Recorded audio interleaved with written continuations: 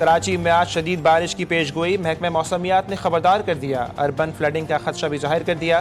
ترجمان محکمہ موسمیات انجم نذیر کے مطابق کراچی میں مونسون سسٹم ڈیپ ڈپریشن کی شدت کے ساتھ برقرار ہے۔ ڈیپ ڈپریشن سمندری طوفان بننے سے پہلے کی ایک اسٹیج ہے۔ سندھ کے مختلف اضلاع میں بھی وقفے سے بارش کا سلسلہ جاری۔ کراچی سمیت سندھ بھر میں آج اسکول کھلیں گے، محکمہ تعلیم نے تعطیل کا اعلان کر دیا۔ تعطیل کا اعلان نہیں کیا، سوشل میڈیا پر چھٹی کا وائرل نوٹیفیکیشن جاری نکلا۔ محکمہ تعلیم نے تردید کر دی، ترجمان کے مطابق تعلیمی ادارے بند کرنے کا فیصلہ صورتحال کے تحت کیا جائے گا۔ فرانسیسی وزیر اعظم پارلیمنٹ سے اعتماد کا ووٹ حاصل کرنے میں ناکام، مستعفی ہونے کا اعلان کر دیا۔ 364 ارکان نے فرانکوئس بیارو کے خلاف ووٹ دیا۔ ووٹنگ میں صرف 194 ارکان نے حمایت کی۔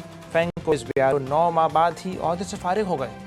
عالمی سرمایہ کاروں کے لیے پاکستان کی کوششوں میں اہم سنگ میل، امریکہ اور پاکستان نے معدنیات سے متعلق مفاہمتی یادداشت پر دستخط۔ پاکستان میں جدید ریفائنری قائم کرنے پر اتفاق، پہلے فیز میں $50 کروڑ کی سرمایہ کاری متوقع۔ دونوں حکومتوں کے درمیان اہم معدنیات اور لاجسٹکس سروسز کے 2 MOUs پر دستخط کیے گئے۔ FWO اور امریکی کمپنی USSM کے درمیان تاریخی معاہدہ طے پایا۔ معاہدے کے تحت پاکستان سے تانبا، سونا، ٹنگسٹن اور دیگر نایاب معدنیات برآمد کی جائیں گی۔ وزیراعظم شہباز شریف سے امریکہ کے اعلیٰ سطح کے وفد کی بھی ملاقات، فیلڈ مارشل عاصم منیر اور وفاقی وزراء بھی شریک ہوئے۔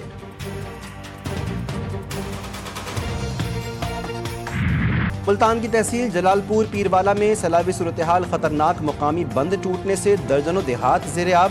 ایمرجنسی نافذ کر دی گئی، مساجد سے اعلانات کے بعد متاثرہ علاقے افراتفری، شہر کو بچانے کے لیے بائی پاس پر شگاف ڈال دیا گیا۔ مکینوں کو انخلاء کے احکامات، شیر شاہ بند پر رات گئے شگاف ڈالے جانے کا امکان۔ دریائے چناب کے پانی کے تیز بہاؤ سے 60 سے زائد بستیاں زیر آب آ گئیں۔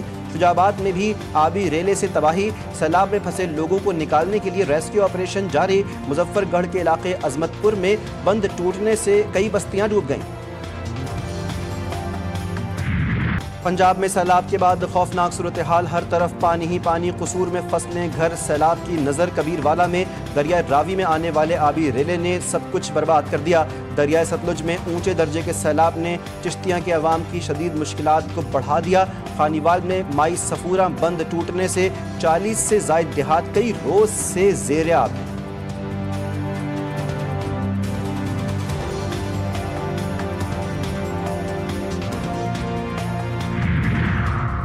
وزیراعظم شہباز شریف کی زیر سربراہی اعلیٰ سطح کا اجلاس، ملک بھر کے دریاؤں میں شدید طغیانی اور سیلابی ریلوں نے تباہی مچا دی۔ ریسکیو اور امدادی سرگرمیوں میں تیزی، متاثرہ آبادیوں کے بروقت انخلاء، لاپتہ افراد کی تلاش اور صوبائی اداروں سے مکمل تعاون کیا جائے، شہباز شریف کی حکام کو ہدایت۔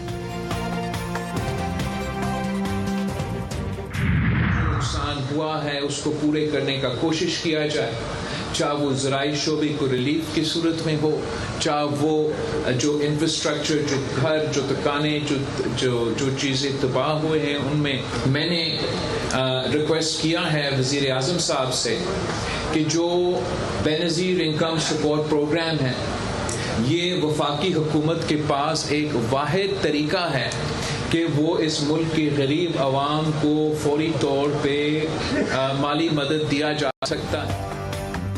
چیئرمین پیپلز پارٹی کا ملک میں زرعی ایمرجنسی لگانے کا مطالبہ، بلاول بھٹو زرداری کہتے ہیں کہ حکومت بیج اور کھاد پر کسانوں کو سہولت دے، متاثرہ علاقوں میں بجلی کے بل معاف کیے جائیں، سیلاب متاثرین کے نقصانات کا ازالہ ہونا چاہیے۔ BISP غریب عوام کو مالی مدد دینے کا واحد طریقہ ہے، وفاقی حکومت کو صوبائی حکومتوں کے ساتھ مل کر کام کرنا ہوگا۔ گزشتہ سیلاب کے متاثرین کے لیے سندھ حکومت 20 لاکھ گھروں کی تعمیر کر رہی ہے، وزیراعظم کے تعاون سے ہی سندھ حکومت یہ گھر بنا کر دے رہی ہے۔